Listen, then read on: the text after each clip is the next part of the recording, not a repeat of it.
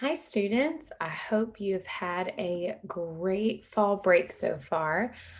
This week, we are really going to be diving into our cause and effect essay. As I said last week, the handout is located in your essay topic and handout folder. This week, I really want to focus on paragraph structure and paragraph formation. A lot of you are still really struggling to create a strong body paragraph. And many of you are understanding the concepts of introductions and conclusions, and you're even really creating solid thesis statements. But the connection between your thesis and then your paragraphs, that's where I'm just seeing consistent issues. So this week, I want to show you an example of a body paragraph for this particular essay. So first, let's talk about the question, how do I decide what I want to put in a paragraph? Before you can begin to determine what the composition of a particular paragraph will be, you must first decide on an argument and a working thesis statement for your paper. What is the most important idea that you are trying to convey to your reader? What is the message, essentially? The information in each paragraph must be related to that idea. In other words, your paragraph should remind the reader that there's a recurrent relationship between your thesis and the information in each paragraph.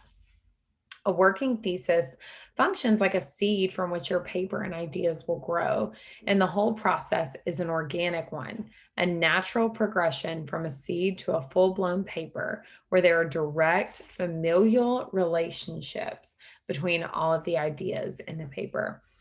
Guys, this was an issue that I saw pretty consistently. A lot of you had these really great thesis statements.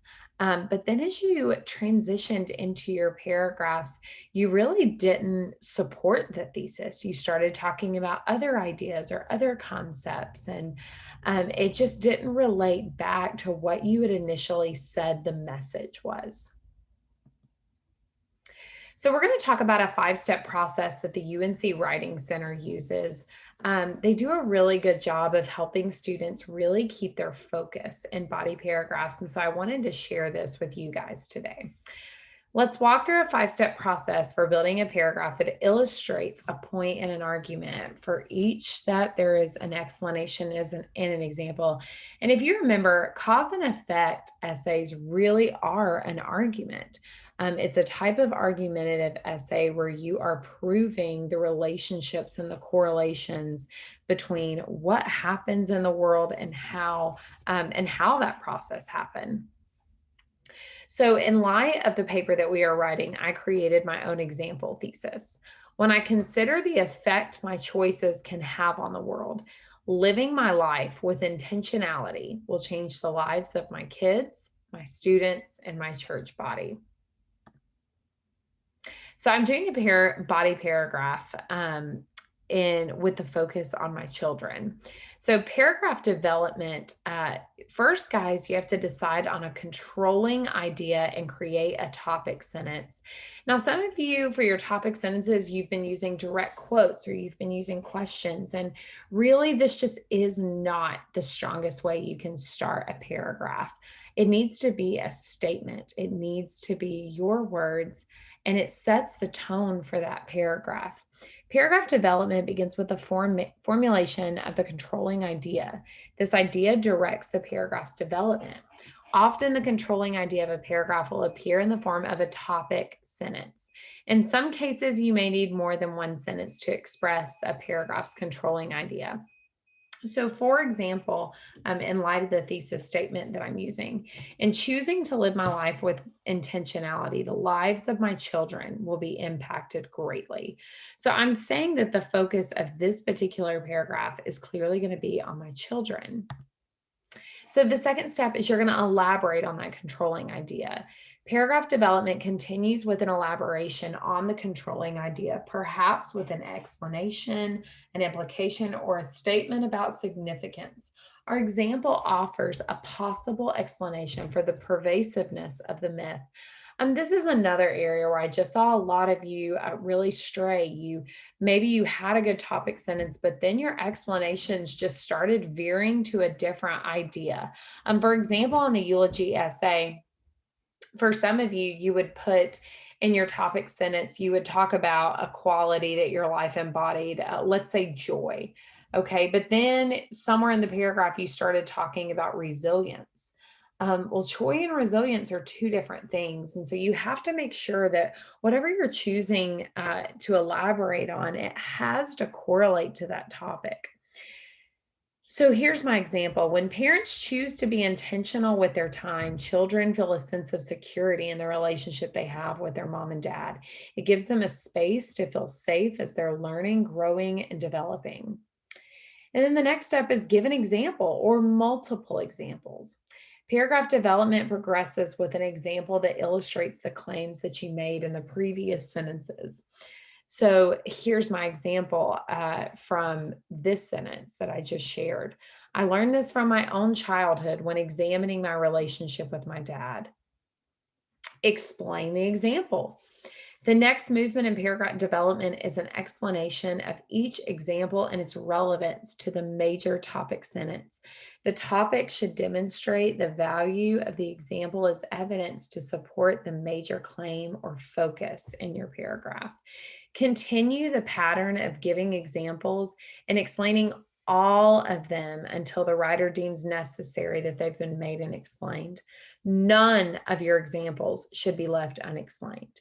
You might be able to explain the relationship between the example and the topic sentence in the same sentence, which introduced the example. More often, however, you need to explain that relationship in a separate sentence. Guys, what this means is, so for example, in my own paragraph, I said, I learned this from my own childhood when examining my relationship with my dad. Well, that's simply not good enough. What that does is it's going to have the reader ask the question, well, in what way? How? Why did you experience that with your dad? So you have to take the next step and explain that example. So in my own example, I have my dad took me to school every single morning. While we were riding in his truck, he would ask me questions that went beyond the surface level of my life. He would look over and ask, how are your friendships going? What do you find difficult about being in third grade? What do you find naturally enjoyable to learn about? While these seem like simple questions, they created stimulating conversations that helped me learn about myself, get comfortable with challenging discussions, and his consistent reassurance gave me a stability I never realized I needed. In the process of those small 10-minute talks, I felt known, seen, and heard. The kind of intentionality my dad showed me is the kind of intentionality I want to share with my children. I want them to feel a sense of security that I am present and they are known. This should have said present. And then finally, the final step, complete the paragraph's idea or transition into the next paragraph. It's not enough to simply end on an example. You have to summarize the paragraph. The final movement, excuse me, in paragraph development involves tying up the loose ends. At this point, you can remind your reader about the relevance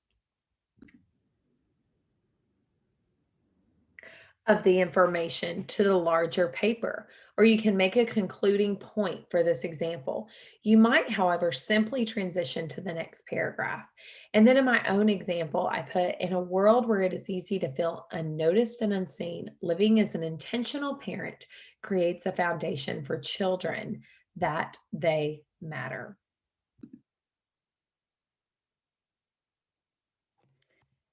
So I want to show you the totality of the example paragraph. In choosing to live my life with intentionality, the lives of my children will be impacted greatly. When parents choose to be intentional with their time, children feel a sense of security and relationship they have with their mom and dad. It gives them a space to feel safe as they are learning, growing, and developing. I learned this from my own childhood when examining my relationship with my dad. My dad took me to school every single morning. While we were riding in his truck, he would ask me questions that went beyond the surface level of my life. He would look over and ask, how are your friendships going? What do you find difficult about being in third grade? What do you find naturally enjoyable to learn about? While these seem like simple questions, they created stimulating conversations that helped me learn about myself, get comfortable with challenging discussions, and his consistent reassurance gave me a stability I never realized I needed. In the process of those small 10-minute talks, I felt known, seen, and heard. The kind of intentionality my dad showed me is the kind of intentionality I want to share with my children. I want them to feel the sense of security that I am present and they are known. In a world where it is easy to feel unnoticed and unseen, living as an intentional parent creates a foundation for children that they matter. Guys, what I want you to notice here is my topic sentence, and the rest of this elaborates a little bit with the topic, but it really just gives more of an explanation.